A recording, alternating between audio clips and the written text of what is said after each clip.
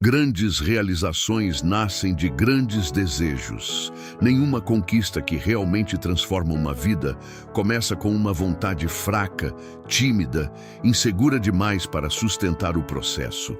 E foi justamente por isso que Napoleon Hill deixou uma frase tão simples quanto poderosa: grandes realizações nascem de grandes desejos. Talvez você já tenha ouvido isso antes e pensado que fazia sentido. Talvez até tenha gostado da frase. Mas hoje eu quero te convidar a olhar para ela com mais profundidade. Porque Hill não estava falando de desejo no sentido superficial, como quem quer alguma coisa só porque seria bom ter. Ele estava falando de algo mais intenso, mais sério, mais decisivo. Ele estava falando daquele desejo que deixa de ser apenas uma vontade e passa a se tornar uma força organizadora da vida. Um desejo que não apenas inspira por alguns minutos, mas começa a moldar prioridades, postura, disciplina e direção. Então fica comigo até o final, porque o que vamos conversar hoje não é para quem quer só ouvir algo bonito e continuar do mesmo jeito. É para quem quer entender por que algumas pessoas realmente mudam de vida, enquanto outras passam anos apenas sonhando, desejando de vez em quando, mas sem transformar esse desejo em combustível real. E antes de mergulhar nisso, eu quero te agradecer por estar aqui mais uma vez. Obrigado por clicar, por voltar, por separar esse tempo para alimentar sua mente com algo que pode te fortalecer. Se esse canal tem falado com você, já deixe o like, se inscreva e ative as notificações, porque aqui a gente não vem só para ouvir palavras bonitas. A gente vem para alinhar mente, fé, direção e postura. Agora presta muita atenção. Quando Hill fala que grandes realizações nascem de grandes desejos, ele está revelando uma lei interior. Ele está mostrando que o tamanho daquilo que você constrói tem profunda relação com a intensidade e a sinceridade do que está queimando dentro de você. Porque o desejo verdadeiro não é um capricho emocional. O desejo verdadeiro é uma força que começa a reorganizar seu interior. Ele não te deixa confortável com o pequeno. Não te deixa em paz com a passividade. Não te deixa satisfeito em apenas admirar a vida que gostaria de viver sem começar a construir algum caminho até ela. E aqui está uma diferença importante. Muita gente deseja melhorar. Muita gente deseja prosperar. Muita gente deseja paz, estabilidade, abundância, reconhecimento, liberdade. Mas entre desejar de forma vaga e desejar de forma transformadora, existe um abismo. O desejo vago gosta da ideia. O desejo transformador assume compromisso. O desejo vago se anima quando ouve algo bonito. O desejo transformador continua falando dentro da pessoa, mesmo quando a emoção baixa. O desejo vago quer sem mudar muita coisa. O desejo transformador começa a exigir reposicionamento. Napoleon Hill entendia que grandes realizações não nascem apenas de talento, sorte ou oportunidade. Elas nascem de uma chama interior forte o suficiente para manter alguém em movimento quando os aplausos não vieram, quando os resultados ainda não apareceram, quando o cenário continua imperfeito, quando a mente quer desistir, quando a vida exige mais do que o previsto.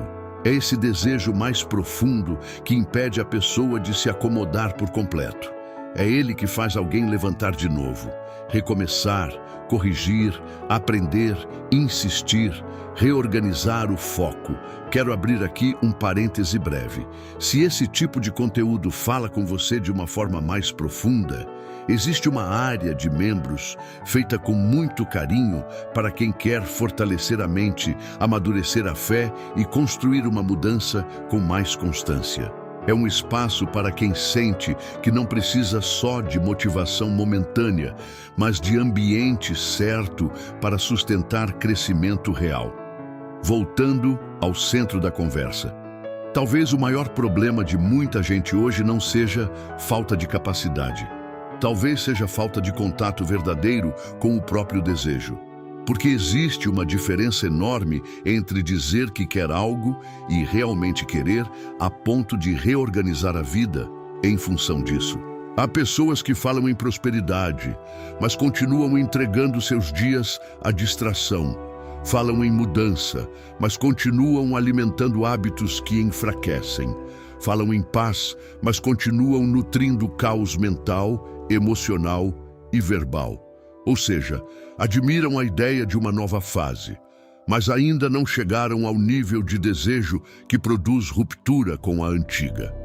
E por isso, continuam no meio termo. Querem, mas não o suficiente para mudar postura.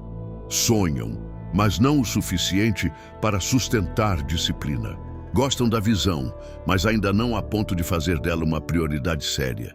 E é exatamente aí que Hill confronta, porque ele nos obriga a perguntar: o que eu realmente desejo? E mais ainda, meu comportamento mostra a intensidade desse desejo ou apenas o romantiza? O desejo verdadeiro deixa sinais. Ele mexe com a forma como você usa seu tempo, mexe com o jeito como fala, mexe com os ambientes que você tolera, mexe com os hábitos que você aceita repetir, mexe com a sua relação com o desperdício. Porque grandes desejos criam uma inquietação nova. Você já não consegue viver tão à vontade dentro de padrões que estão sabotando a vida que diz querer construir. Talvez seja por isso que algumas pessoas se sintam estranhas quando começam a amadurecer de verdade. Porque o desejo cresce e começa a gerar desconforto com a antiga rotina. Certas conversas perdem o brilho. Certos lugares cansam mais. Certos atrasos começam a doer de outro jeito. Certas desculpas deixam de convencer. Isso pode parecer incômodo, mas também é um ótimo sinal, porque mostra que o desejo está deixando de ser teoria e começando a virar força real. Agora eu quero te fazer uma pergunta muito séria. O que dentro de você ainda está vivo de verdade? O que você deseja num nível tão profundo que já não consegue mais tratar isso como uma ideia qualquer? Porque grandes realizações não nascem de qualquer desejo. Elas nascem de desejos grandes o suficiente para atravessar atrito, demora, cansaço, correção e processo. Comenta aqui embaixo, se fizer sentido para você. Qual grande desejo ainda está vivo dentro de você? E se você quiser aplicar esse conteúdo de forma prática, eu preparei um plano de 21 dias que está na descrição. É para quem quer sair só da reflexão e começar uma mudança mais concreta, disciplinada e consciente. Existe ainda algo muito profundo nessa frase de Hill. Ela mostra que a realização não nasce pronta, ela nasce em forma de desejo. Antes da conquista existir por fora, ela quase sempre existe por dentro como fome, inquietação, visão, necessidade de expansão. Ou seja, o desejo é a semente invisível daquilo que mais tarde poderá se tornar realidade visível. E isso muda a forma como você interpreta o que sente. Porque talvez esse incômodo que você carrega, essa sensação de que a vida ainda não corresponde ao que poderia ser, esse chamado silencioso para algo maior, não seja fraqueza. Talvez seja justamente o início de uma realização ainda em gestação. Napoleon Hill falava do desejo ardente, e essa palavra importa, ardente. Não é frio, não é morno, não é algo que se adapta facilmente à rotina antiga. O desejo ardente incomoda a acomodação. Ele não permite paz total dentro do conformismo. Ele chama a pessoa de volta. Ele acende novamente. Ele insiste. Mesmo quando o mundo externo ainda não deu sinal suficiente, o desejo continua dizendo por dentro: existe algo maior que você precisa construir. Mas aqui existe um cuidado importante. Grandes desejos precisam ser protegidos, porque o mundo tenta enfraquecê-los. A rotina tenta abafá-los, o medo tenta ridicularizá-los, a opinião dos outros tenta diminuí-los, o cansaço tenta silenciá-los. E se a pessoa não vigia, vai se tornando cada vez mais distante daquilo que um dia realmente quis. Por isso, uma das grandes responsabilidades de quem carrega um grande desejo é não deixá-lo morrer por negligência. É alimentá-lo com visão, com disciplina, com palavras melhores, com ambientes melhores, com decisões mais coerentes.